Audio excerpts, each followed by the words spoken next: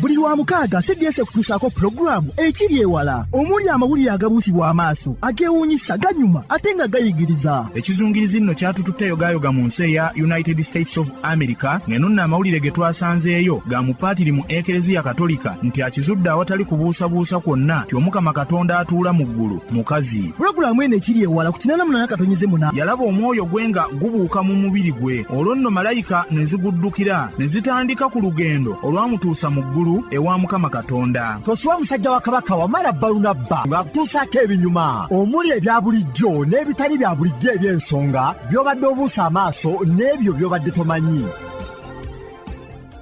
Tubalamusizza bannaffe mwenna abatuwuliriza wano ku laadiyo Kyabasa Famma, laadiyo Buganda, laadiyo ya Ssaabasajja Kabaka empologoma ya Buganda, omukutu guno ogwa 88 laadiyo ey'obujjajja. Kano nno ke kadde aka pulogulaamu yaffe ekiri ewala, era nga bulijjo okuteekateeka n'okukwanjulira pulogulaamu eno ekiri ewala, nze musajja wa Kabaka munnasingo w'ensonga Wamala Balunabba. Mbeebaza emirimu gyonna gye musobodde okutuusaako engalo mu bbanga erya sabbiiti ennamba kasookedde nga tukoma kuwuliziganya mu pulogulaamu eno ekiri ewala ku lw'omukaaga olwa sabbiiti ewedde. Abafunye ebirungi nga bulijjo tubeebalizaako Katonda abatuusizza ku birungi ebyo. Ate nammwe be bitatambulidde bulungi nga tebyabatambulidde bulungi tubasaasira n'okubakwasa Mukama Katonda yaba abagumya n'okubayisa mu kusoomoozebwa kwonna kwe muyitamu. Olwaleero mu pulogulaamu eno ekiri ewala wazzeewo akakyamuukiriro munnasaayansi ow'ensonga bw'alangiridde nti mu myaka 8 gyokka okuva kati tujja kuba tetukyafa. Tuleese ebirimba ebirala ebya lumu apuli ebikyasinze okukwatayo ng'enjogera bw'eri. Gaagana amannya ag'abakulu b'ebika mu Buganda ne kwe kyava amannya ago okuyitibwa abataka. Olwaleero bwetyo tugenda okutambula mu pulogulaamu yaffe eno ekiri ewala, nange musajja wa Kabaka munnasingo w'ensonga Wamala Balunabba.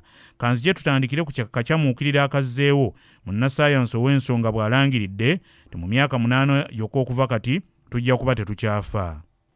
Pulogulaamu ekiri ewala ne musajja wa Kabaka Wamala Balunabba. Mu myaka 8 gyokka okuva kati okufa kugenda kuggwaawo. Mu sabbiiti eno mu pulogulaamu yaffe eno ekiri ewala wano ku laadiyo Kyabasa mufeffetta nsonga omukutu guno ogwa 88 laadiyo ey'obujjajja empenduzo yaffe yatusembereza eby'omu Amerika. Ng'eno nno ge twakugiddeyo ga kasattiro wamu n'akakyamuukiriro akazzeewo mu bantu ne bannasaayansi oluvannyuma lw'omu ku bannasaayansi okutegeeza nti akizudde nti okufa kwandikoma mu myaka 8 gyokka okuva kati olwo nno ne tuba nga tetukyafa nga tuli baakubeera mu bulamu buno lubeerera. Munnasaayansi Ray Kurzweil omukugu mu bya kompyuta saako eby'obulamu bw'abantu n'obwongo bwabwe n'ebyebiseera eby'omu maaso yazikubyemu ne zaakanga agamba nti ku byalaba n'ebyalengera mu maaso awo kisobokera ddala nti we tunaatuukira mu mwaka 2031 gy'emyaka 8 gyokka okuva kati nti tujja kubanga tetukyafa nga tubeera balamu lubeerera. Kale baganda bange abatunda sanduuko n'ebigenderako nti akatale kammwe kandibanga kaweddewo. Omukugu Ray Kurzweil agamba nti kino kigenda kubaawo kubanga bannasaayansi boolekedde okuzuula kaadi, nga kaadi eyo ate era yeriko koodi ey'obulamu obw'olubeerera, nga koodi eno egenda kuva ku magezi aga kompyuta agongera okuyiiyizibwa buli olukya. Kibenga abantu okuba abalamu tekikyatwetaagisa kubeera mu mibiri gyaffe gino gye tulina. Ray Kurzweil agamba nti we tunaatuukira mu mwaka 2030 tekinologiya ajja kubanga atuuse awo, nti kubanga we tunaamalirako omwaka 2029 wajja kubaawo amagezi ag'omuntu amayiiyirize amasse mu bintu ebitekinologiya nga roboti nga gajja kuba ate gasinga ku bwongo bw'omuntu. Mu njogera ennyangu nga roboti ziyisiza abantu mu ntegeera. Kati nti mu mwaka ogunaddako 2030 embeera eno ejja okuvaamu ekirala. Amaanyi ga kompyuta gazisobozeseze ddala okusoolooba ku ntegeera ey'omuntu eya bulijjo. Otunuulire kompyuta ng'eri awo oba roboti ng'eri awo naye mwattu nti ng'ekusinga okutegeera. Naye ate mwattu tuli eyo tuyomba nga bamu bwe tuleekaana nti alimba, abalala nga bwe tukaayana nti abazungu batuvuga sipiidi, ebyo tebiriiyo. Naye mbagamba nti owange bandibanga batuufu. Anti munnange tetunnafunayo kompyuta zisuula baana ku kasasiro nga ffe abantu bwe tukola. Tetunnafunayo roboti zijjamu mbuto nga ffe abantu bwe tukola. Yadde kompyuta eziwa zinnaazo obutwa nga ffe abantu bwe tukola. Kale awo tezeerekedde okutusinga okutegeera. Naye munnasaayansi Ray Kuzzweil agamba nti we tunaatuukira mu mwaka 2045 gy'emyaka 22 okuva kati, nti ate obwongo obw'omuntu bujja kubanga mumwesera nnyo, ng'ekigenda okubwongerako ennyo amaanyi bwe busobozi bw'okugatta obwongo obwaffe ffe abantu bwe tulina obw'obutonde n'amagezi amayiiyirize ge tukoze artificial intelligence tuggyemu ekintu kimu eky'omuwendo. Kyentegeeza mu kyo, gwe omuntu mu buntu bwo nti bajja kubanga basobola okukuyunga ku kompyuta nga kwokolera, nga kitegeeza nti gwe omubiri gwo awo gujja kubanga tegulina nnyo mugaso.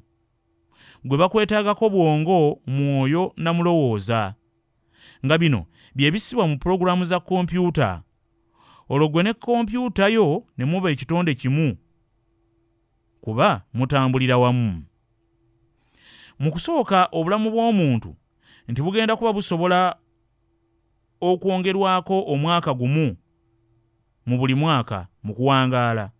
Katugeze nti bw'obanga obadde wakufiira ku myaka 8, obenga ojja kufiira ku myaka 16, nga wonno nti ate we wagenda okuva oluwuzi olunaavaamu koodi egenda okukutuusa ku buwangaazi obw'olubeerera tube mwattu nga tetufa. Embeera eno nno ejja etegeeza ki? Nti mwe bannaffe abakugu mu bya kompyuta mweyagale. Anti mbu kigenda kuba kisoboka buli muntu okumuwanika ku kompyuta kalombojja, ku muyungo ogwo kalombojja ogwa kompyuta database. Anti okusinga omuntu nti baba bakwetaagako mulowooza mind, nga guno guleetera omwoyo n'obwongo bwo nabwo okusemberawo ku kompyuta kwe babutadde.